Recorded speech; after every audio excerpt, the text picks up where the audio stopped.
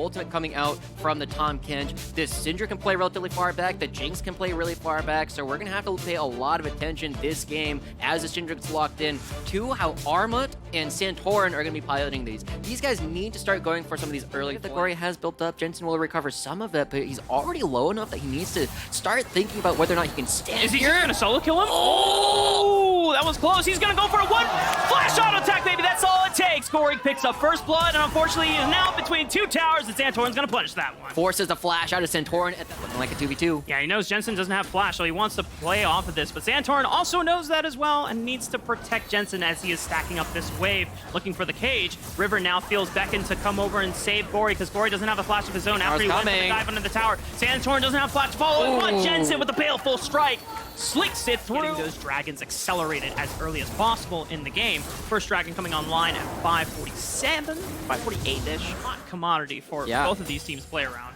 Look at how strong Gory is as Ignar potentially getting caught out.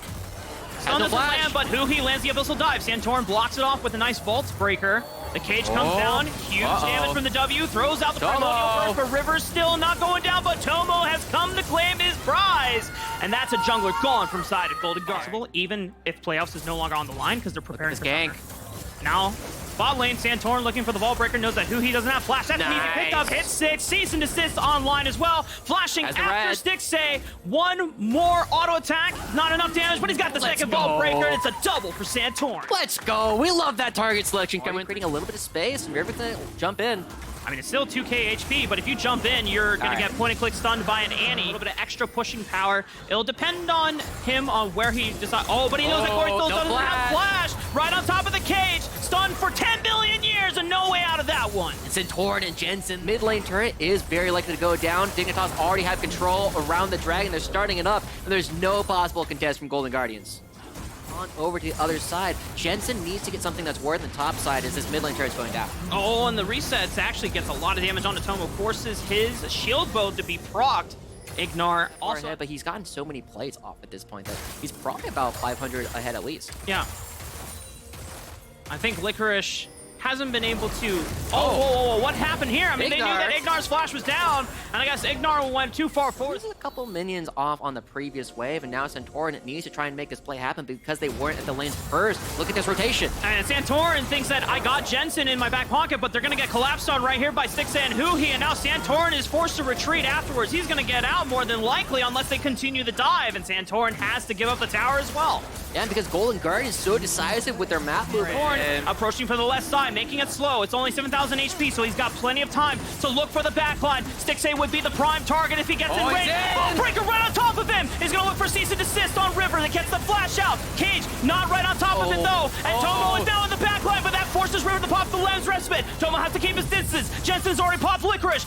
Tomo cannot contribute any more damage, but the Lens Respite has been burned. Dignitas, do they feel confident about taking this one? But Santorin and Ignar are low. Ignar's gone. The tongue takes him out. Golden Guardians now have regained control.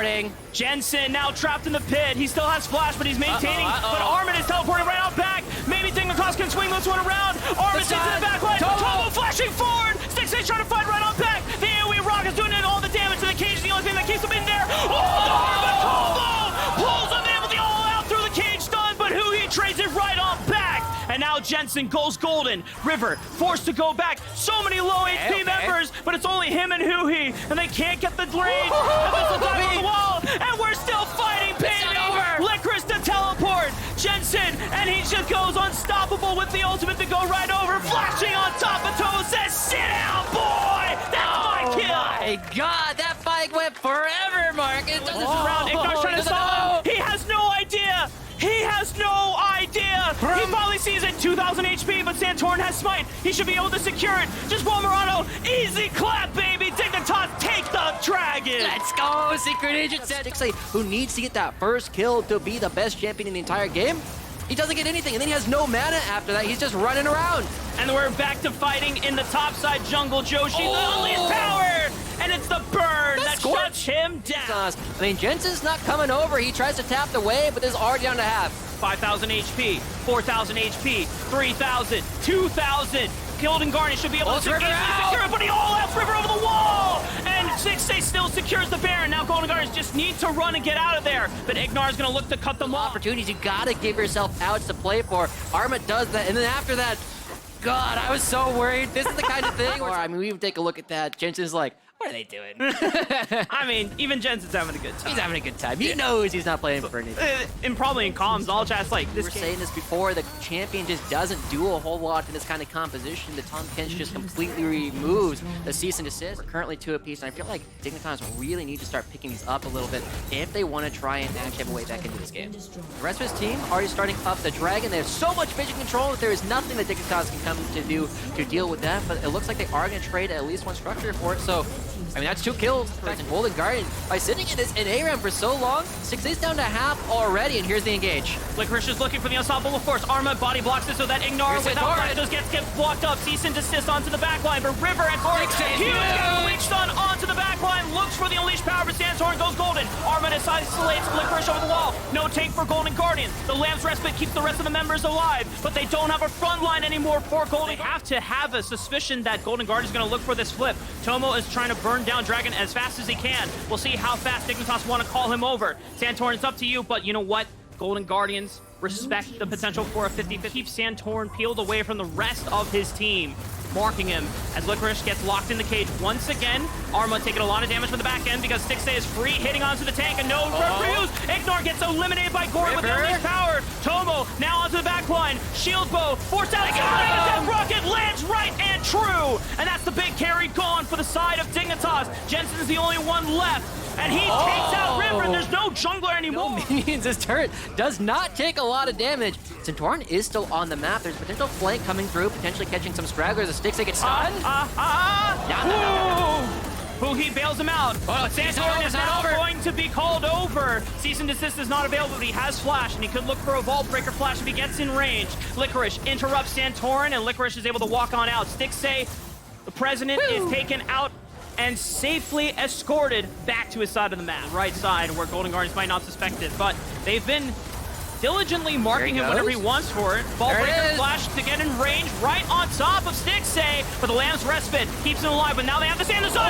Huge knockup from Arma, and the all-out! He finds both marksman carries of Golden Guardians. Arma being able to clutch out the biggest play that Dignitas need, and if they take out 5, that could be game! This could be game! They're all right here, they have a wave, there is nobody left on Golden Guardians at all! After 10-15 minutes of an ARAM coming through, Dignitas, the 10th place team, deny Golden Guardians dream of 3rd. It is the day of upsets, Josh, and it continues unsurprising.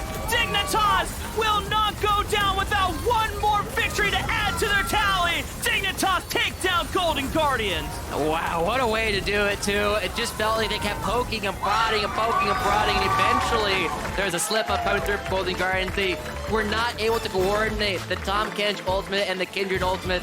Dignitas